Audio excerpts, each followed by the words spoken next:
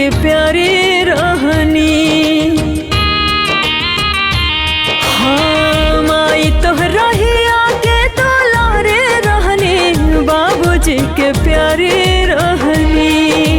हमके भुला न जइहे रे माई, तोहरो याद माई बड़ी आई।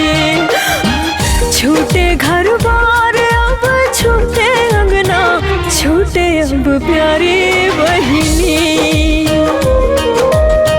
माई तोहरा ही आके दुलारे रहनी, बाबूजी के प्यारी रहनी।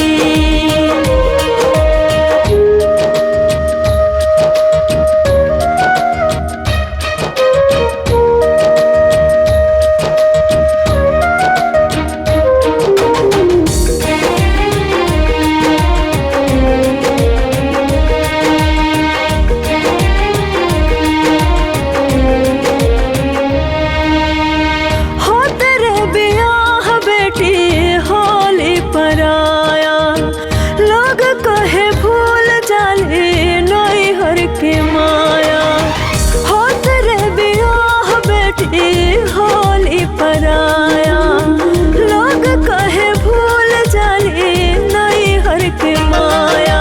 पर ना कबो भुलाला जन्म के नाता, रचले बड़े ऐसन रचना विधाता।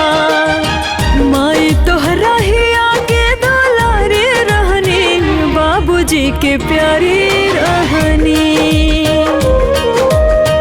माई तोहरा ही आगे दुलारे रहनी, बाबूजी के प्यारी रहनी।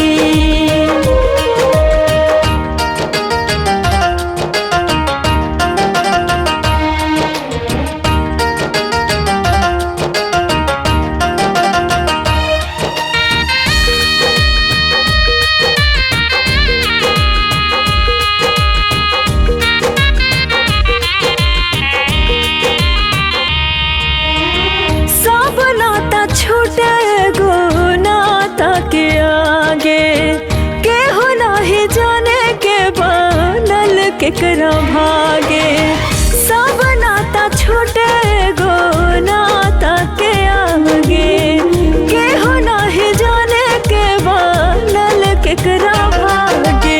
होई विदाई बेटी तरुबे करी, माई बेटी से दूर तहो कबे करी।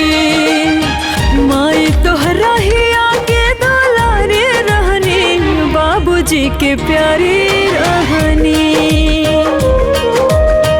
माई तोहरा ही आगे दुलारे रहनी, बाबूजी के प्यारी